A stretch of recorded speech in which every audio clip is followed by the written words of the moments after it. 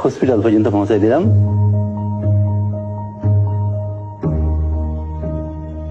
আমি ভয় পাচ্ছিলাম যে কেউ আমাকে চিনে ফেলে কিনা, বিশেষ করে তৎকালীন সরকার পক্ষে কেউ আমাকে চিনে ফেলে কিনা। এই ভয়ে আমি গামছা দিয়ে মুখ ঢেকে বসেছিলাম। অনেকক্ষণ বসে থাকার পর যখন দেখলাম এক এক ওখানকার স্টাফরা আসছে, তখন আমি যে গার্ডের সাথে কথা বলার চেষ্টা করলাম। তখন গার্ডরা আমাকে চিনতে পারে নাই, এই জন্য আমি ঢুকতে পারি নাই।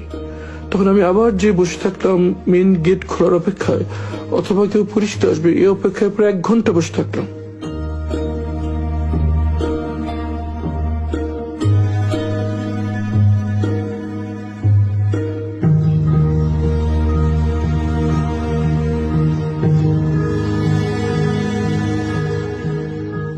এক ঘন্টার মধ্যে আমি বসে থাকলাম, কিন্তু পরিচিত কাউকেই পেলাম না।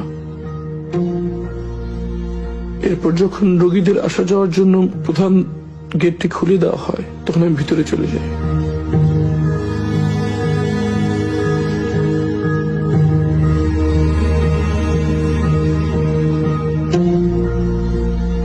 মনের ভিতরে প্রচন্ড আশঙ্কা কাজ করছিল।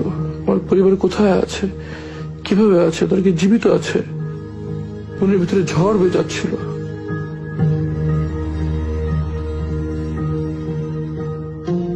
একটু পর ইবনে সিনার পিআর অফিসার আশরাফ সাহেব সেখানে আসেন।